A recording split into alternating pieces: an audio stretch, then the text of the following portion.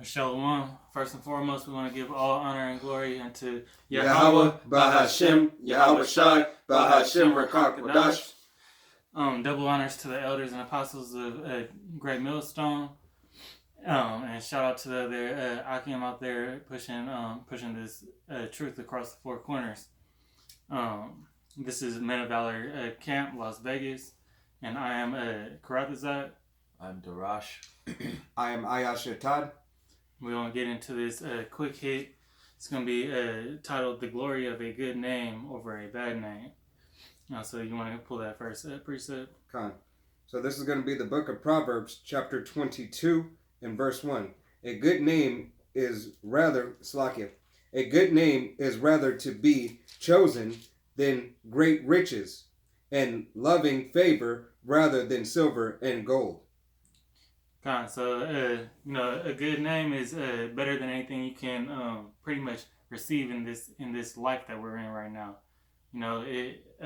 That heritage and that seed is a lot more valuable. Even when you go back into the story of Genesis, Esau traded away his seed, and he traded his seed for some lentils, and red meat. And that was the worst thing that he did, because he gave away his birthright, which he's still trying to get back to this day. You want to pull 10 and 7? Yeah, I gotcha. This is Proverbs chapter 10, verse 7, and it says, "The memory of the just is blessed, but the name of the wicked shall rot." So before it's all said and done, when after Yahweh's he's gonna take out the wicked, and their heritage, mainly starting with Esau, they're gonna be done away with, Gone. And just like the brother said, he didn't even think about generations to come. You know what I mean? So it being that he laid his name in his heritage waste.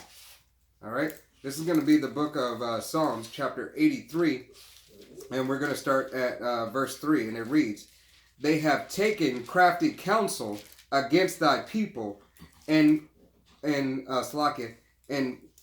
concealed thy hidden ones. They have said, Come and let them cut them off from being a nation, that the name of Israel may be no more in remembrance." All right. And ultimately, that was Yahweh Shem Yahweh Shai is doing, because we were going off as a nation, because we were doing wickedness. Look what he did to us. He put us under the base man, and he put us into captivity. But all these other nations that were confederate against it, they're gonna go. They're gonna get their judgment when times come. And just how they treated us bad, they're gonna get that double. Their reward in Revelations, it says their reward unto them is gonna be double. And they took away Salakia, they took away that name. Yahweh Shem Yahweh Shai allowed them to take away that name from us.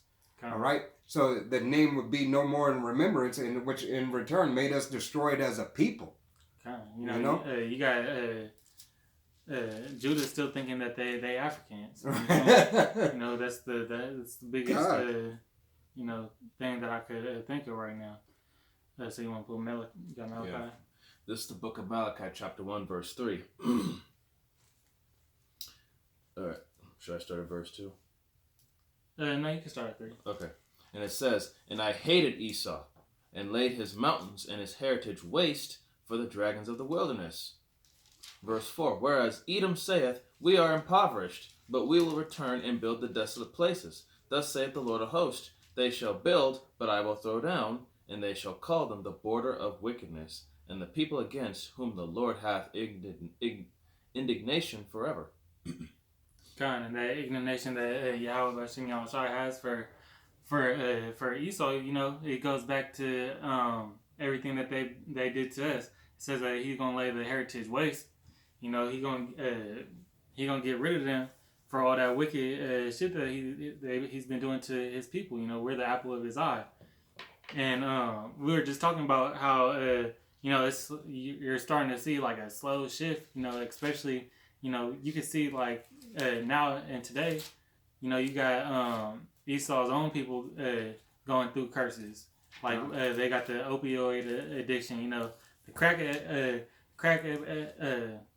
epidemic in the 80s, you know, that afflicted mostly Jakes. But now you got this opioid addiction, you know, that is taking out their own kids and they trying to combat it.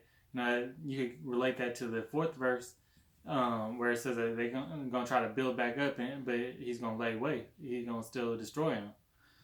God.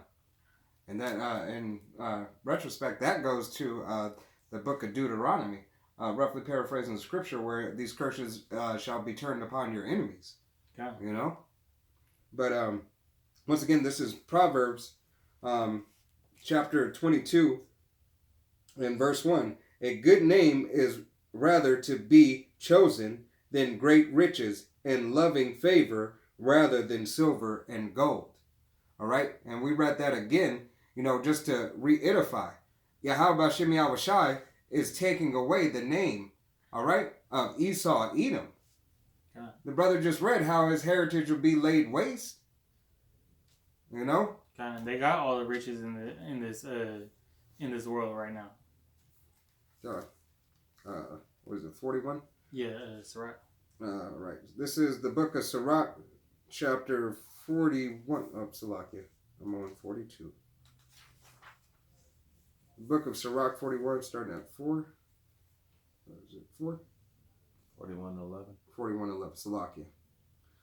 This is the book of Sirach, chapter 41 and 11, and it reads, "The mourning of men is about their bodies, but an ill name of sinners shall be blotted out." God, that goes back to Proverbs 10 and 7. You know, that name's gonna be rot. Con. Verse 12. "Have regard to thy name, for that shall continue with thee above 1,000 great treasures of gold." What's more important than your name? Put what did Jake say? Birdman, put some respect on my name. Put some respect. All three of y'all. You know, so it goes to show you right there. Even in a worldly sense, it's about your name. Hey, look at name brands: Nike, Mercedes-Benz, Bentley, McDonald's. They all had to build up, you know, just like in American Gangster, you know. Blue Magic. You can't put Pepsi on Coke. Right. You know? Blue Magic. They know it if they don't know me better than the chairman of General Mills. Right. You know, and that's why that's the thing that I don't understand how Jake don't get the name of Yahweh Shem Yahushai, and how important it is to know that name and knowing that it's your only way into salvation.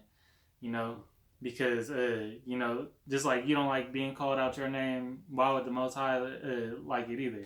God, he has many titles, but one name. Roughly paraphrase the scriptures. All right. This is verse 13, and it reads, "A good life hath but few days, but a good name endureth forever."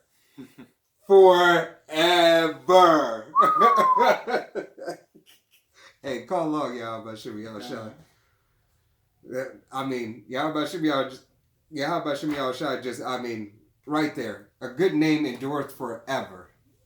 And you know, when you look at the Book of Kings, you know, when we had all the wicked rulers, they just kept on getting cut down. Every time there was a wicked ruler, it seemed like the length of their rule would just be chopped quick, you know? Gone. Sloppy. You want to go ahead and grab it? Did you already read 14 and 15 of Sirach? Yeah, 11 to 13. Yeah. Okay. Sorry. Isaiah. All right, this is Isaiah 56 and 5, and it says, "Hear the word of the Lord, ye that tremble at his word, your brethren that hated you, that cast you out for my name's sake, said, Let the Lord be glorified, but he shall appear to your joy, and they shall be ashamed." God. So, hey, so the brother that hated you, you know, we know who that brother is now, you know? And you want to read that one more time for me? All right. Isaiah 56 and 5. "Hear the word of the Lord, ye that tremble at his word, Your brethren that hated you, that cast you out for my name's sake, said, Let the Lord be glorified, but he shall appear to your joy, and they shall be ashamed. He's gonna really once these tables turn and Esau under that wrath of Yahweh, he's gonna be rightfully ashamed, because he's gonna hate everything that he did, and then he's gonna get that recompense. And it says, hear the word and tremble. That goes back to that fear. And that's the wisdom. Hey, yeah. Read that one more time. Some scriptures just hit right at home. This is Isaiah 56:5. Hear the word of the Lord, ye that tremble at his word. Your brethren that hated you, that cast you out for my name's sake, said, Let the Lord be glorified, but he shall appear to your joy, and they shall be ashamed. Hey, like the brother said, that's Esau, Edom. That's also you 2/3. You know? Yeah, he used them as his sword. That's what it said. Cast them out for his namesake. That was him using Esau as his sword. But things gonna change, and now they're gonna be blotted out. God, hey, this is the book of Hebrews, chapter 2, starting at verse 9, and it reads, But we see Yahushua, who was made a little lower than the angels for the suffering of death, crowned with glory and honor. All right? And Yahushua was crowned with glory of honor. Why? All right? His name. That name is going to abide forever. And where he sacrificed for the whole nation of Israel. That he, by the grace of Yahweh, should taste death for every man. Verse 10. For it became him for whom are all things, and by whom are all things, in bringing many sons unto glory, to make the captain of their salvation perfect through suffering. Verse 11. For both he that sanctify and they who are sanctified are all of one, for which cause he is not ashamed to call them brethren. Say, I will declare thy name unto my brethren. In the midst of the church will I sing praise unto thee. I had an extra one. It's like I mean, the name. It's all about the name. It goes back into the name that Yahweh Bashem Yahushua is given. It goes back to the name the work that you do to put it into your name to glorify the Most High. God. And that work, puts you in that position to, Abaratazah, be a part of the elect. God. All right. Go ahead, Salaki. Anything else you want to do? Yeah, this is for the 2/3 here. This is Isaiah 55, verse 15. Oh, start 14. Behold, my servants shall sing for joy of heart, but ye shall cry for sorrow of heart, and shall howl for vexation of spirit. And ye shall leave your name for a curse unto my chosen. For the Lord, Yahweh Hashem Yahushai, shall slay thee, and call his servants by another name. God. Hey, Yahweh Hashem Yahushai call his servants by another name. All right? And what's that name? Yasharallah. All right? The elect. Okay. The Israel within Israel. And matter of fact, Salaki, I can't think of the script right now, but there's no other name that ye shall be saved by, or ye shall have salvation. Salaki, the scripture's slipping my mind right now. By no other name shall salvation. Salaki, we're going to go ahead and get that.